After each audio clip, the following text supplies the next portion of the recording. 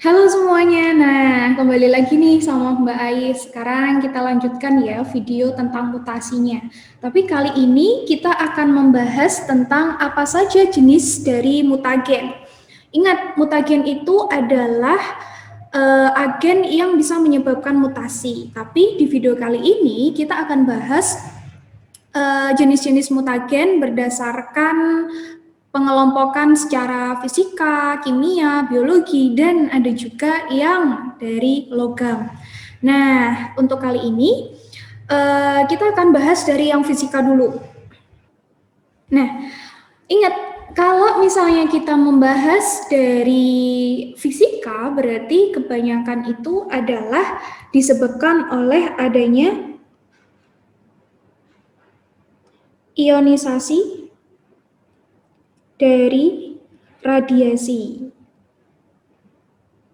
Nah, ionisasi dari radiasi itu adalah pancaran langsung dari siapa? Nah, contohnya ada yang dari X-ray, atau bisa juga kita kenal sebagai ronsen.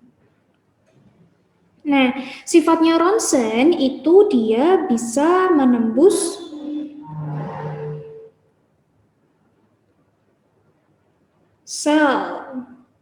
sel tubuh. Nah, karena dia bisa menembus sel-sel tubuh, otomatis adanya penggunaan X-ray atau ronsen itu tidak boleh dilakukan setiap hari lah. Ya ngapain ya ngelakuin ronsen setiap hari. Bahkan dokter pun menyarankan X-ray itu dilakukan minimal 6 bulan sekali. Dan selanjutnya adalah dari gamma ray. Dari gamma ray, atau kita sebut sebagai sinar gamma. Nah, kalau yang ini mungkin kalian udah tahu bahwa keberadaan gelombang elektromagnetik gamma yang kalian pernah lihat di TV-TV atau di film-film itu bisa menyebabkan mutasi. Contohnya adalah yang kemarin menjadi ikon, yaitu adalah Hubble. Nah, sifatnya gamma ray itu dia juga bisa menembus logam. Terus yang selanjutnya yaitu adalah partikel alfa, beta, dan lain-lain. Nah, ini adalah sifat-sifat yang dihasilkan dari perubahan susunan DNA ketika mendapatkan energi tingkat tinggi. Contohnya ya dari X-ray dan dari gamma ray. Nah, selanjutnya kita juga bisa mendapatkan perubahan karena adanya, ini udah ngetren banget nih, ultraviolet atau UV. Nah, sinar ultraviolet itu dia juga memiliki energi tinggi kan? Sama halnya seperti X-ray dan gamma ray. Nah, karena adanya energi tinggi ini, dia bisa menyebabkan ionisasi pada sel tubuh, ionisasi pada bagian inti dari sel tubuh kita. Nah, kalau misalnya kalian pernah membahas di pemilihan skincare, pasti kalian pernah dengar ada sifat dari UV, UVA, dan UVB. Nah, si UVA kebanyakan dia bisa menyebabkan aging, B, burning, menyebabkan penuaan dan juga pembakaran. Nah, kalau misalnya mau tahu kenapa sinar UV itu bisa memiliki pengaruh besar terhadap perubahan susunan DNA, mungkin kalian pernah tahu keberagaman yang ada di kulit dari Homo sapiens. Jadi, efek sinar UV itu ketika mengenai kulit kita atau kulit orang-orang pasti akan memiliki dampak yang berbeda. Disebabkan karena apa? Disebabkan karena adanya pigmen melanin. Pigmen melanin ini adalah pigmen yang bisa memberikan warna pada kulit dan juga rambut. Kalau misalnya ada seseorang yang memiliki pigmen melaninnya tebal, berarti dia akan lebih memiliki proteksi terhadap pancaran sinar UV. Contohnya ada di mana? Contohnya ada di benua Afrika. Kalau di benua Afrika, pigmen melaninnya itu tinggi. Kebalikannya, kalau misalnya kita berada di benua Eropa, kebanyakan orang-orang di sana pigmen melaninnya itu sedikit atau lebih kecil. Nah, ini disebabkan karena adanya adaptasi dari 50.000 tahun yang lalu oleh nenek moyang kita. Awalnya kan kita pernah membahas bahwa asal nenek moyang kita itu kebanyakan atau asal-usulnya dilihat dari benua Afrika, kemudian ia mulai menjelajahi bumi, tersebar ke seluruh penjuru bumi, itu karena mulai mengenal adanya migrasi atau adanya perpindahan. Nah, karena awalnya itu di bagian Afrika memiliki rentan terkena sinar matahari itu lebih banyak, otomatis harus ada penangkis atau ada penangkal supaya kita tidak terkena yang namanya melanoma atau sel kanker. Nah, ini harus sel kanker kulit. Ini yang harus dicegah. Nah, gimana cara mencegahnya? Ya, mencegahnya dengan keberadaan si pigmen melanin. Semakin ia tebal, maka semakin dia akan melindungi kulit kita dari paparan sinar UV. Namun, karena dahulu itu belum ditemukan sunscreen yang ada UVA dan UVB, otomatis keberadaan dari pigmen yang tebal atau kulit yang semakin warnanya hitam itu bisa diteruskan dari generasi ke generasi karena memang itu adalah sifat yang paling survival, sifat yang paling bisa bertahan untuk menyelamatkan generasinya kayak gitu. Nah, poin pentingnya di sini adalah ada juga nih dari paparan radioaktif.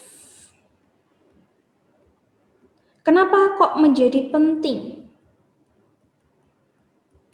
Karena kalau misalnya kita membahas ionisasi dari radiasi X-ray, gamma ray, ultraviolet, itu kan memang dari pancaran sinar matahari ya, dari elektromagnetic spektrum. Tapi paparan radioaktif di sini disebabkan karena adanya radiasi nuklir. Nah, mungkin nanti kalian bisa mencari tahu lebih lanjut tentang yang pertama oleh seorang ilmuwan wanita yang berhasil mendapatkan 2 Nobel. Nah, jarang-jarang ya wanita mendapatkan 2 Nobel sekaligus. Karena ia sudah menemukan yaitu unsur radium. Karena penemuan unsur ini yang sifatnya memang sangat radioaktif, ia juga meninggal disebabkan adanya radiasi tersebut. Yang selanjutnya yaitu kalian bisa melihat dampak dari paparan radiasi nuklir pada peristiwa kita sebutnya bencana mungkin, bencana Chernobyl.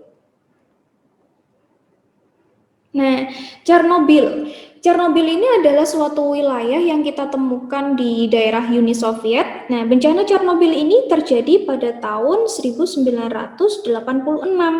Kenapa? Karena salah satu reaktor nuklir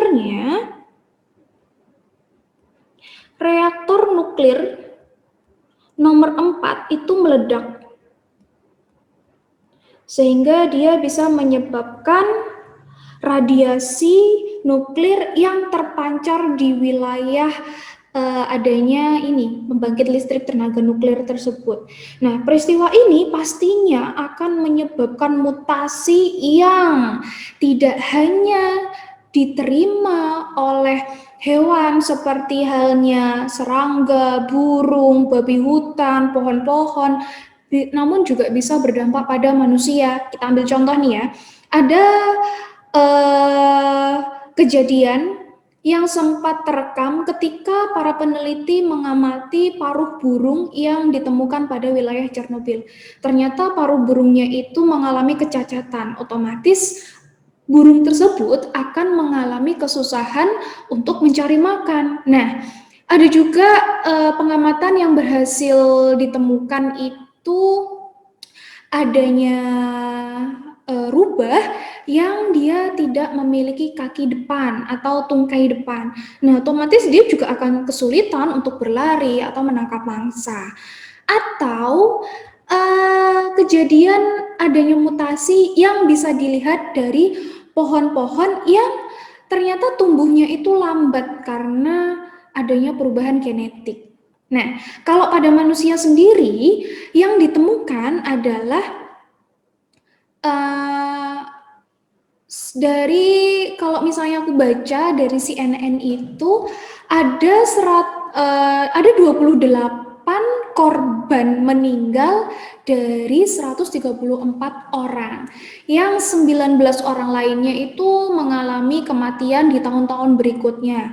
Akhirnya para peneliti itu memperkirakan bahwa kemungkinan akan terjadi mutasi dari generasi ke generasi sekitar mungkin kasusnya bisa mencapai 40 ribuan. Tapi ternyata perkiraan dari ilmuwan itu tidak bisa terbukti, namun membawa dampak sosial yang sangat besar. Kenapa? Karena orang-orang atau wanita-wanita hamil yang berada di lingkungan Chernobyl itu dia merasa insecure. Kenapa? Karena nantinya dia takut kalau misalnya anak yang dia lahirkan itu mengalami kecacatan. Nah, itu menjadi dampak sosial yang sangat besar karena terbentuknya mutasi itu juga bisa menurun dari orang tua ke anak-anaknya. Dan akhirnya semua wanita-wanita hamil akan memilih jalan aborsi kayak gitu. Jadi dampak dari bencana Chernobyl ini sangat besar sekali.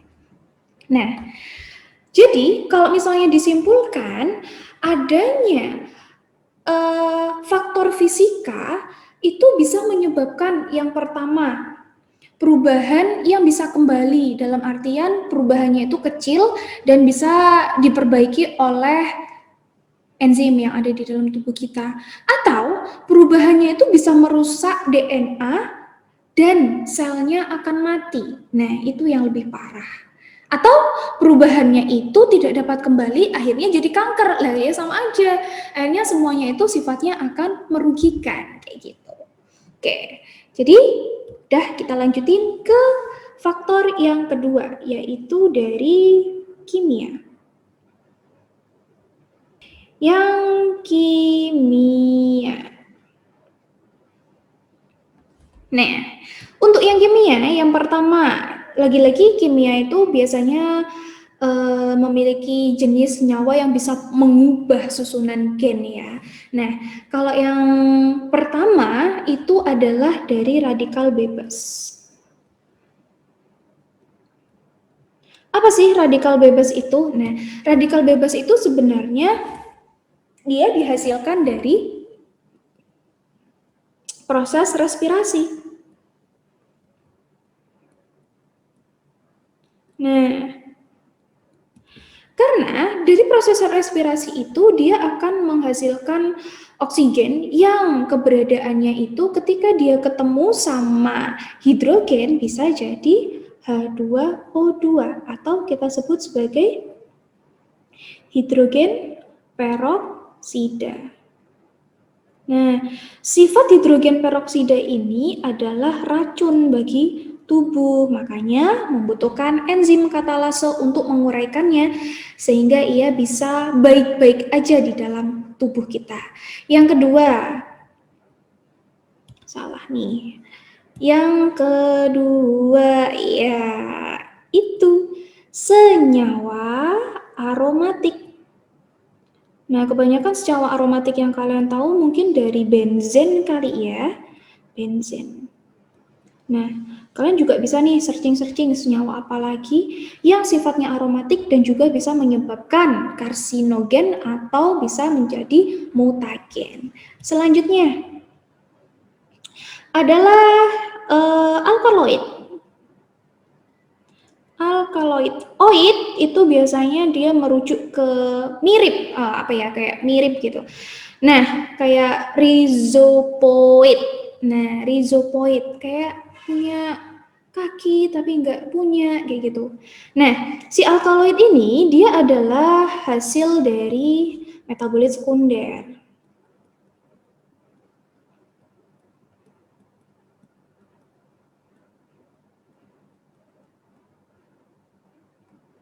Ambil contoh misalnya seperti resin atau terpentin.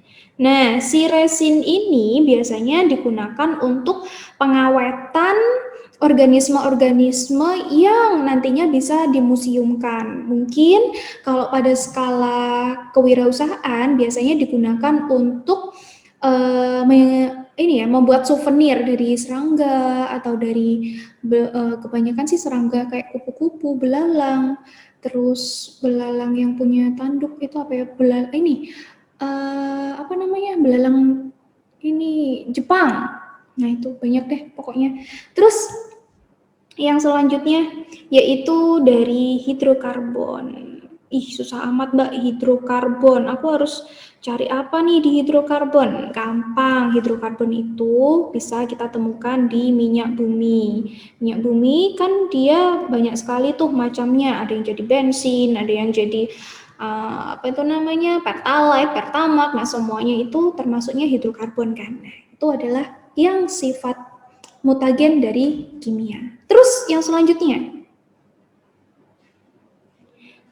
oke, ini pembahasannya agak banyak ya. Nah, yang dari biologi, nah, biologi mah singkat aja. Ini aku kasih yang basic banget. Yang pertama adalah virus. Nah, virus yang lagi ngetren di tahun 2020. Nah, kalau virus ini, ia memiliki sifat bisa mengubah genetik dari host spesiesnya atau dari inangnya. Ya kan?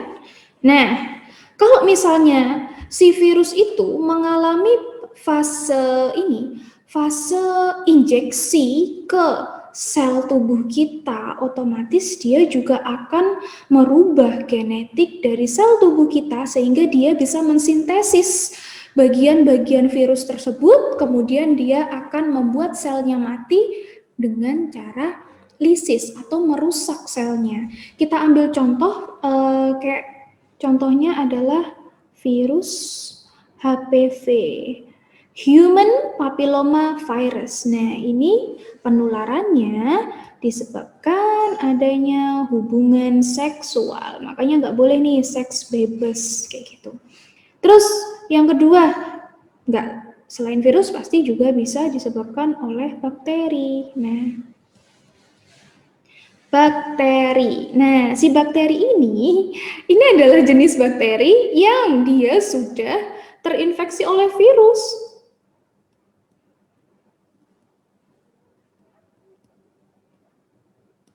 Jadi, bakteri yang dalam keadaan profage. Nah, karena si bakterinya itu udah membawa materi genetik si virus dan dia akan menyebabkan si materi genetiknya virus itu selalu ikut replikasi ketika bakterinya juga replikasi. Sehingga kalau ia menyerang dari si bakteri ini menyerang manusia atau menyerang makhluk hidup, maka kita akan kena double attack. Kerusakan materi genetik kita disebabkan adanya kerusakan genetik dari virus dan juga genetik dari bakterinya, kayak gitu. Nah, untuk yang selanjutnya, apalagi ya setelah ini? Oh iya, ada logam.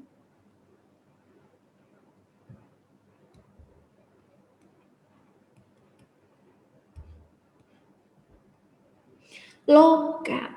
Yang pertama, arsenik. Nah, mungkin ini kalian sangat-sangat familiar dengan adanya logam arsenik. Biasanya logam ini digunakan untuk ini ya, pembunuhan. Nah, tapi sebenarnya arsenik itu sifatnya adalah metaloid. Metaloid, lagi-lagi yang ada kata-kata oid itu berarti dia seperti atau mirip metal. Jadi tidak sepenuhnya metal. Nah, si arsenik ini juga memiliki sifat beracun. Why? Karena adanya racun tersebut dia bisa menghambat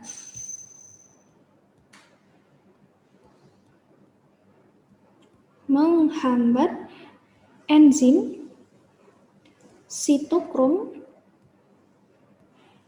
pada sistem pernapasan.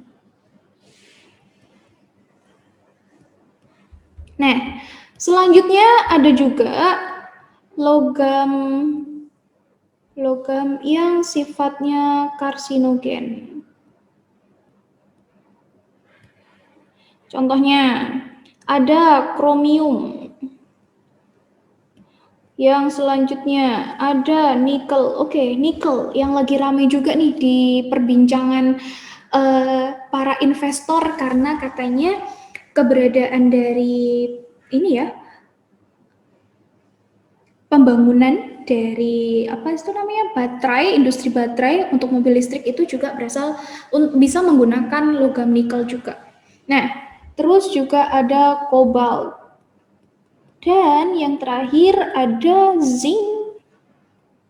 Nah, sifatnya ini adalah sifat-sifat logam yang karsinogen. Dalam artian mereka itu termasuknya logam yang memiliki sifat ROS. ROS, reaktif, oksigen, spesies.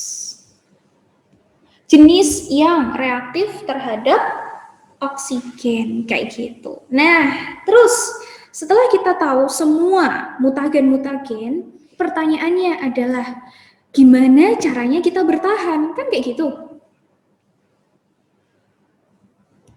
Bagaimana Mbak caranya kita bertahan dari segala kemungkinan mutagen yang ada di lingkungan kita?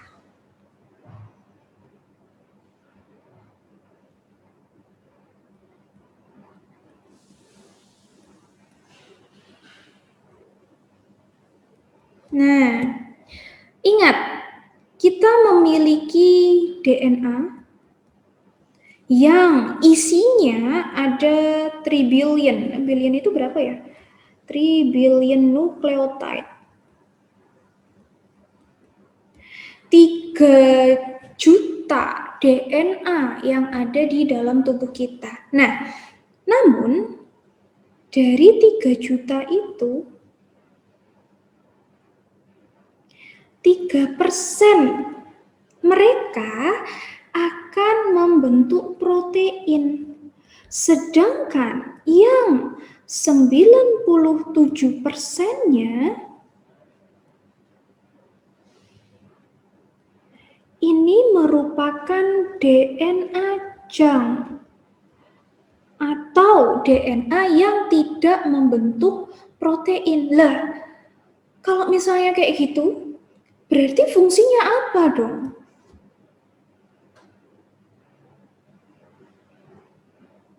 Apa ini fungsinya? Jadi pertanyaan besar kan? Lah ngapain Mbak? Kok banyak banget tapi cuma 3%. Nah, ternyata ini semua udah diatur oleh alam gitu ya. Nah, dari 97% DNA junk itu adalah hasil pertarungan kita atau leluhur kita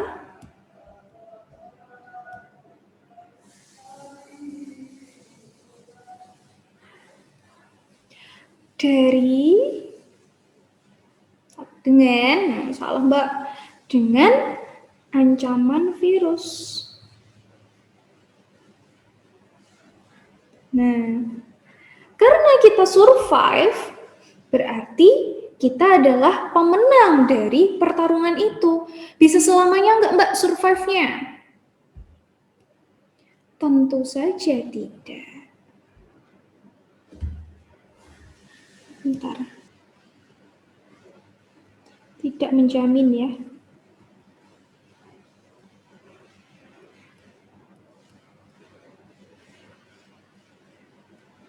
Nah, gitu. Jadi, ternyata ada manfaatnya ya. Meskipun sampah ya, sampah.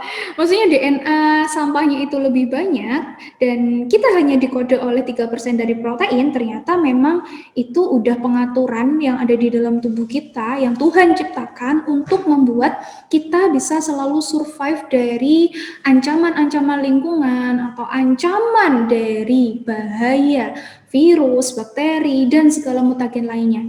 Kalau misalnya mutasi itu terjadi pada 97%, maka mutasi itu tidak akan kelihatan atau bisa diredam oleh adanya mekanisme yang ada di dalam tubuh kita. Tapi kalau misalnya adanya mutagen-mutagen itu menyerang 3% dari DNA yang ada di dalam tubuh kita atau DNA yang membentuk protein, otomatis itu akan nampak sekali kelihatan di fenotip atau sifat-sifat yang nempel. Kayak misalnya mungkin seperti yang Mbak Ais sebutkan tadi, ada burung yang dia memiliki kecacatan pada paruhnya atau pada tumbuhan yang dia memiliki keterlambatan dalam pertumbuhannya dan lain sebagainya. Oke, jadi hari ini sampai di situ dulu ya untuk pembahasan tentang mutagennya. Semoga ini menjadi ilmu yang baru buat kalian dan kalian memiliki ketertarikan atau memiliki rasa ingin lebih tahu yang lebih tinggi lagi. Karena Mbak Aisyah tadi ngomongin Chernobyl, aku coba cari Chernobyl. Karena Mbak Aisyah tadi ngomongin Marie Curie, siapa sih sebenarnya Marie Curie itu? Nah, kayak gitu. Mbak Aisyah sih harapannya seperti itu. Jadi menimbulkan rasa ingin tahu pada kalian itu menjadi fokus utama Mbak Ais. Karena kalau misalnya rasa ingin tahu kalian itu semakin lebih besar, maka kalian akan lebih mudah untuk meningkatkan kreativitas, kemudian meningkatkan problem solving, dan tentu saja thinking skill-nya akan semakin tinggi. Itu ya harapannya. Jadi kalian nggak bisa tuh kemakan informasi-informasi hoax yang selalu beredar di media sosial dan di lingkungan pertemanan kalian. Bisa jadi teman kalian itu mudah percaya dengan hoax, makanya dia bisa menyampaikan pendapatnya dengan baik, dengan meyakinkan, kalian jadi percaya juga. Padahal harusnya kalian itu memiliki sikap skeptis ketika ada orang yang menyatakan pendapatnya. Kalian juga jangan asal percaya, tapi konfirmasi dulu, cari tahu kebenarannya, gitu. Oke, kalau gitu sampai di sini dulu pertemuan kita hari ini.